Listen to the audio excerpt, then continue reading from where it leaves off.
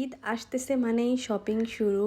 আস্তে আস্তে সবগুলো শপিং শুরু করে দিলাম আর টুকটাক কিছু ভিডিও শেয়ার করব অনেক দিন পর।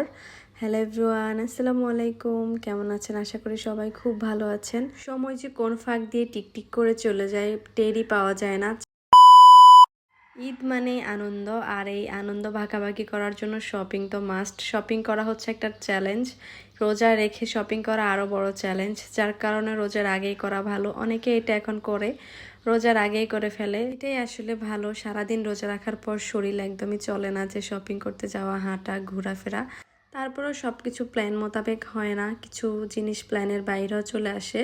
মার্কেটে এসে এখানে আগে বেডশিট দেখেছি, 3 পিস দেখেছি, এরপর গজ কাপড়, সব কিছুই দেখে দেন যেটা যেটা প্রয়োজন নিয়ে নিলাম। খুব কম সময়ের মধ্যে শপিং করাটাই হচ্ছে মেন চ্যালেঞ্জ। বড় বড় কষ্টগুলোর মধ্যে একটা কষ্ট হচ্ছে বাচ্চাদেরকে নিয়ে শপিংয়ে যাওয়া আর তাদেরকে ক্যারি করে শপিং করা।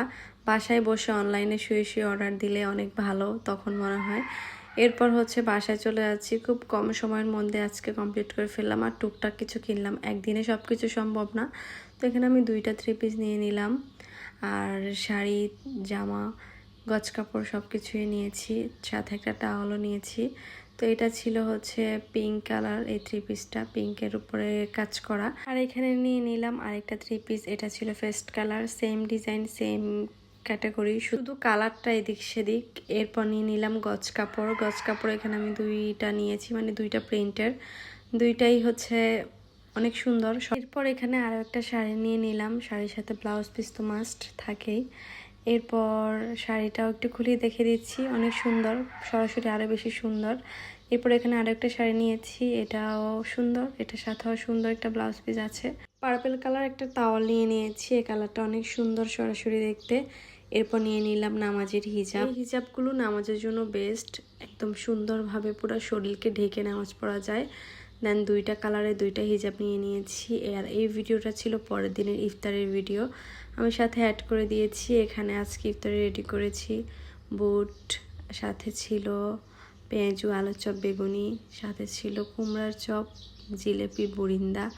আমি একটু মিষ্টি আলুও সিদ্ধ করেছি, তরমুজ, খেজুর, মানে সব কিছুই মোটামুটি একটু একটু রেখেছি। আর সাথে ছিল এখানে আখের রস। আর এখানে আমি পাশের বাসার আপুকে একটু ইফতারি দিয়ে দিচ্ছি। রমজান মাসটা যেন কোন দিক দিয়ে দিন দিন করে চলে যাচ্ছে। যেমন আজকে 5টা রোজা, আমরা 4টা রোজাই কমপ্লিট করে ফেলছি আলহামদুলিল্লাহ। আর দেখতে দেখতে হয়তো বাকি রোজাগুলো শেষ হয়ে যাবে। সবার দিনগুলো খুব ভালোভাবে কাটুক। এরপর আমরা সেহরি খাওয়ার পর একটু বাইরে বাতাস খাওয়ার জন্য চলে আসলাম। এই সুন্দর আলোতে ঠান্ডা ঠান্ডা বাতাস এই রোজার মাসেই খাওয়া যায়। নেক্সট ভিডিওতে সবার সাথে দেখা হচ্ছে। ভালো থাকবেন, আল্লাহ হাফেজ, আসসালামু আলাইকুম।